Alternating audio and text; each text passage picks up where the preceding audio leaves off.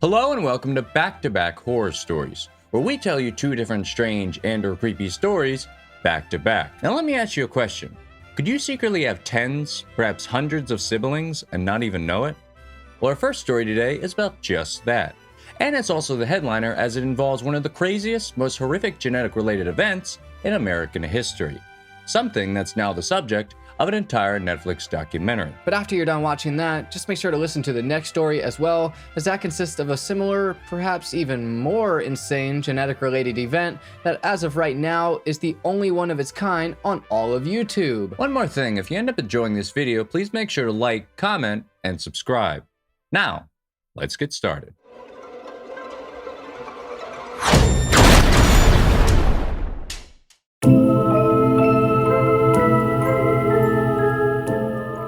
In the 1970s and 80s, an American fertility doctor by the name of Donald Cline began helping hundreds of women all across Indianapolis to have beautiful little children, with only one minor caveat.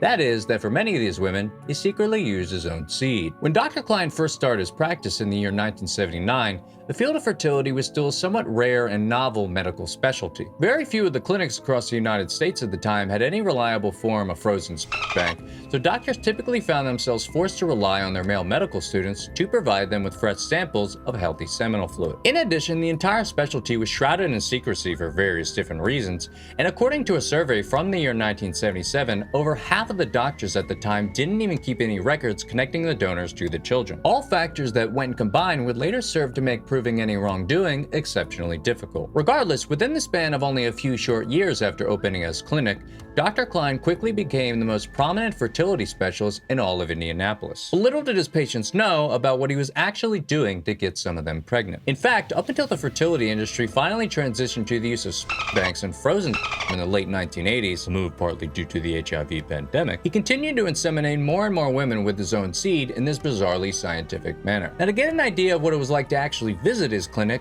just know that when patients would enter Dr. Cline's office after sitting in the waiting area for a bit, they found themselves greeted by a kind, gentle man who had pictures of babies he had helped conceive conspicuously decorated all around him. So right off the bat, there was really no clear image of impropriety. And meanwhile, outside of the office, he also maintained just as clean of an image, with his work as a philanthropist, a member of the church, and a prominent participant in the local community. After 30 years of establishing this strong reputation, he finally retired from practicing medicine in the year 2009. But this would not be the end of his public role in the 25-mile radius that his 50 lost and secret children were born and had since become adults. One of these lost children grew up to be a blonde-haired Catholic woman by the name of Jacoba Ballard. As a child, Jacoba, whose name means to circumvent or usurp, always knew that she was a little bit different from those around her. But it wasn't until she got a bit older and her parents finally told her the way she was born that she became insatiably curious about her own identity. As part of her lifelong journey to find out who she was and where she came from,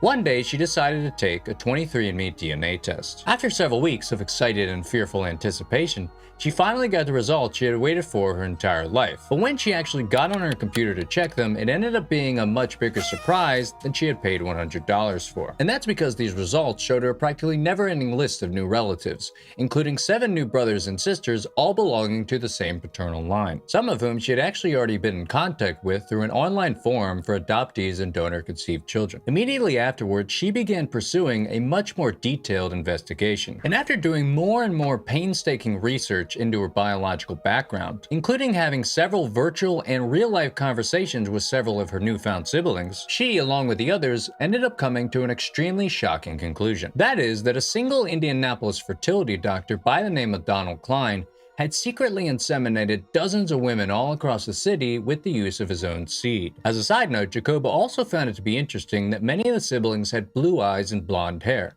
therefore calling into question whether or not Dr. Cline may have done this as some type of sick scientific experiment. Regardless, in response to this shocking revelation, Jacoba and the other formerly lost children of Dr. Cline banded together to finally go after the man responsible for bringing them into this world. In late 2015, 4 of the siblings officially filed complaints with the Attorney General of the state of Indiana. Not long after that, an Emmy Award-winning journalist by the name of Angela Ganote was the first to break the story in an article for the Fox 59 news outlet. This article, along with Angela's own personal investigation, soon led to an actual criminal probe targeting the practices of the since-retired Dr. Cline. And over the span of the next year, the formerly lost children of Dr. Cline, now reinforced by several tenacious new allies in the media and in the public, felt more encouragement than they'd ever had before. But as the actual court proceedings played out following the investigation, it became increasingly clear that things were not going to go the way they had hoped. Despite it being morally obvious that Dr. Cline had done something wrong, to everyone's surprise, he technically hadn't committed any actual criminal violation. And that's because his actions, strictly speaking, did not fall neatly into any category of law, even laws such as criminal deception. In fact, all records from long ago had since been thrown out or simply weren't made in the first place. So in other words, Dr. Cline was not going to go down without a fight. But before I explain exactly what ended up happening in the trial, let's go back to during the initial investigation into potential misconduct. It started out with Cline first receiving letters from the Attorney General's office officially notifying him of the probe. In response to these, he had apparently written back letters of his own, vehemently denying any wrongdoing whatsoever, and even threatening that any women who suggested otherwise would be guilty of slander and/or libel. Not long after this, though, an investigator showed up to his house with a search warrant for his DNA and swabbed his mouth. He quickly became a proven liar. So as a change of strategy, and in order to resolve the situation diplomatically, Cline had one of his sons, those he raised with his wife, send a message to Jacoba Ballard setting up a meeting between his father and 6 of the new siblings, including her. The meeting took place at a casual restaurant and ended up serving as the first in a series of bizarre family reunions. When Dr. Cline, who was now in his late 70s, finally walked in the building to meet his new children, he did so slowly with the help of a cane, therefore giving the impression of a tired old man. He then proceeded to formally introduce himself and ask each of the siblings what they did and where they currently lived. But while this small talk may have temporarily satiated some in the group, Jacoba Ballard was far more skeptical. During a point in the dinner, when Dr. Cline began reading the group some of his favorite Bible verses, she rather bluntly interrupted him with the words, "Don't try to use my religion," referring of course to her Catholic faith, something that, by the way, Cline and his son were fully aware of based off of their prior research. The climax of the meeting, however, had to have been when the old man actually admitted to using his own seed a few times during the years 1979 to 1986, the same time period that all the siblings were born. Following the end of this disturbing dinner, Dr. Cline personally called Jacoba and started lashing out at her, claiming that her digging up the past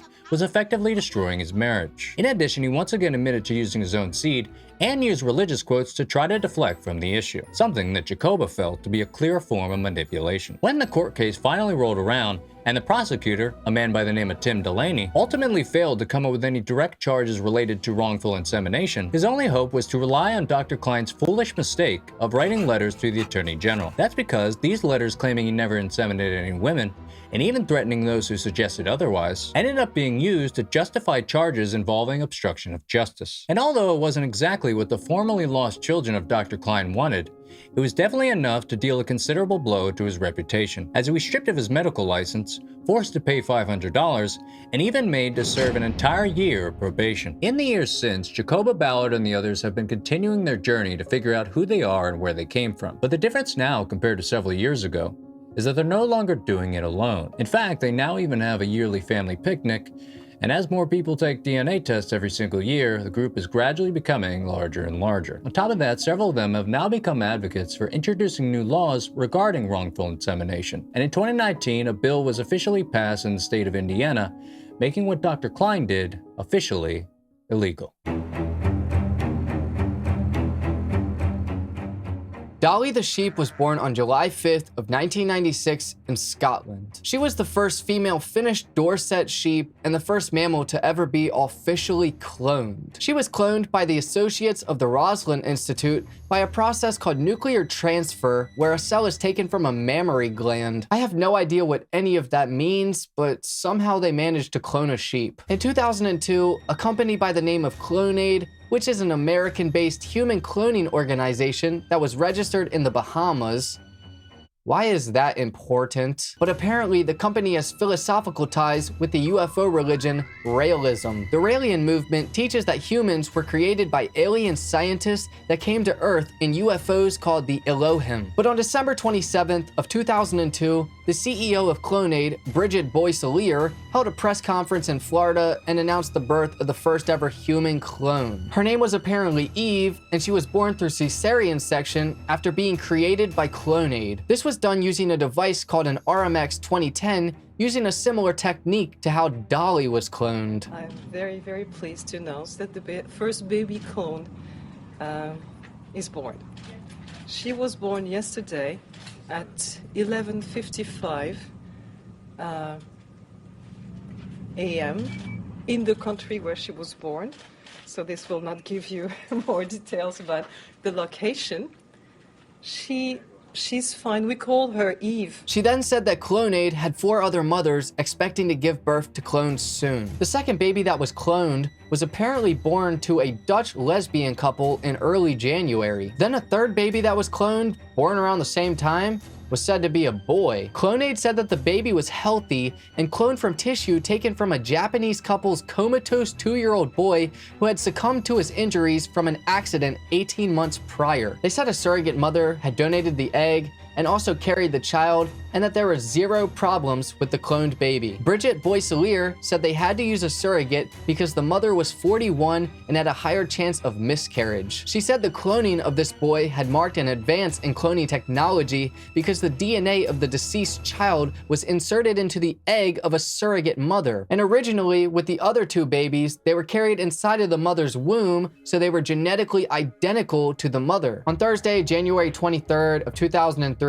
Bridget and Clonaid held a press conference and said that later Thursday or Friday, a picture of the baby would be coming out. Here's that picture.